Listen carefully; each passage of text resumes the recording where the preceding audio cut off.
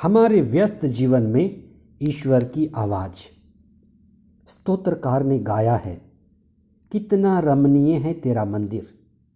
मेरी आत्मा उस प्रांगण को देखने के लिए तरसती रहती है। हजारों दिन कहीं और रहने की अपेक्षा एक दिन तेरे प्रांगण में बिताना कितना अच्छा है। हे प्रभु, तू ही मुझे जीवन का मार्ग दिखाएगा।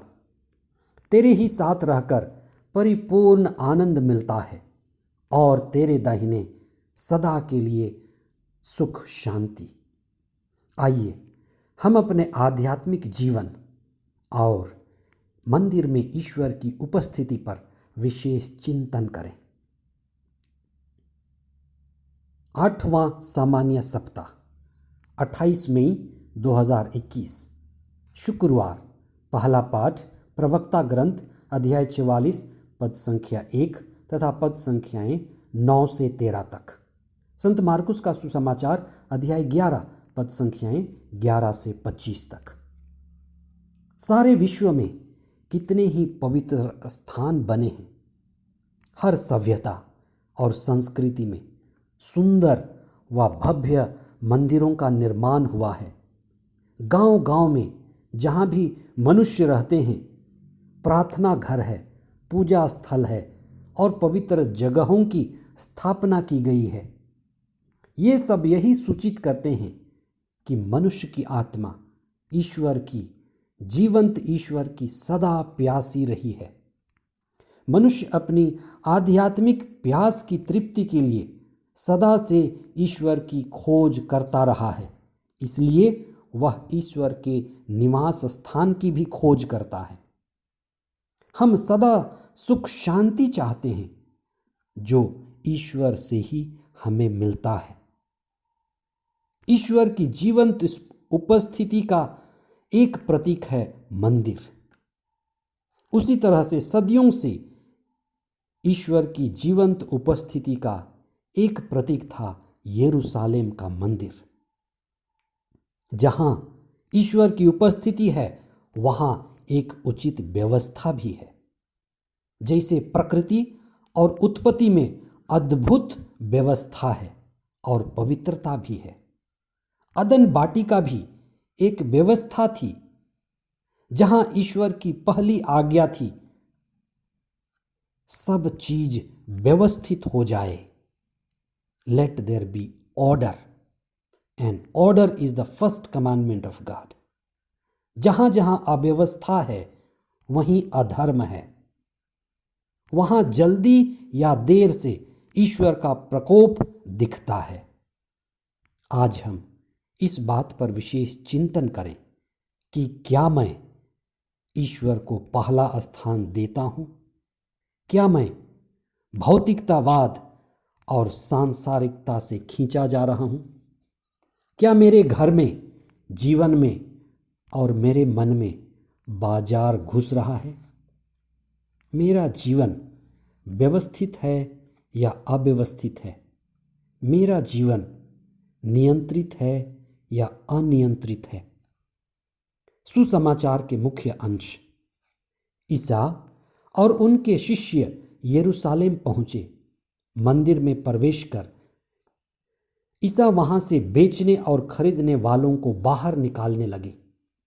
उन्होंने सर्राफों की मेजें और कबूतर बेचने वालों की चौकियां उलट दी। ईसा ने कहा, क्या यह नहीं लिखा है, मेरा घर सब राष्ट्रों के लिए प्रार्थना का घर कहलाएगा? परंतु तुम लोगों ने इसे लुटेरों का अड्डा बना दिया है।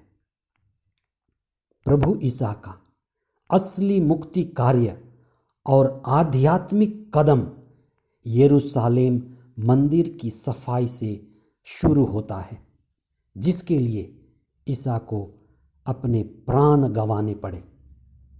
ईसा ने मंदिर में अव्यवस्था देखी और उस अव्यवस्था के लिए, उसकी सफाई के लिए कठोर कदम उठाया। उन्होंने बाजार को मंदिर में घुसते देखा और उसे हटाया। आध्यात्मिकता में सांसारिकता और भौतिकता का प्रवेश देखा और उसकी सफाई शुरू कर दी। ईश्वर सबसे बड़ा व्यवस्थापक है। ईश्वर चाहता है कि सभी सृष्ट वस्तुएं और जीव का अपना अपना स्थान हो, लेकिन मनुष्य में मनुष्य की चेतना, ईश्वर की दिव्यता, पवित्रता और आध्यात्मिकता बनी रहे, क्योंकि मनुष्य ईश्वर का प्रतिरूप है। नूह के समय मनुष्य के पापमय जीवन के कारण ईश्वर की व्यवस्था ध्वस्त हुई और मनुष्य प्रलय का शिकार हुआ। इब्राहिम और लोट के समय सोदोम व गोमरा की अव्यवस्था ने सल्फर की वर्षा और विनाश देखा। बाजार का यरूशलेम मंदिर में प्रवेश भारी अव्यवस्था और धर्म तथा अध्यात्म पर घोर व घातक प्रहार था। मंदिर की शुद्धिकरण के द्वारा ईसा मंदिर की पवित्रता, मंदिर की व्यवस्था और मंदिर में ईश्वर की उपस्थिति को पुनः स्थापित करते हैं। याद रखें, जहाँ व्यवस्था है और स्वच्छता है, वहीं ईश्वर का निवास है। आइए हम विशेष प्रार्थना करें। हे प्रभु यीशु, तूने मंदिर को शुद्ध कर फिर से वहाँ नई व्यवस्था लाया। सांसारिक जीवन और भौतिकतावाद की आसक्ति से हमें बचने की शक्ति और कृपा दे। हमारा शरीर तेरा मंदिर है, हमारे बीच तेरा निवास सदा बना रहे। हम सदा आध्यात्मिक उन्नति करते जाएं। यह प्रार्थना करते हैं हमारे प्रभु ख्रिस्त के द्वारा। आमीन।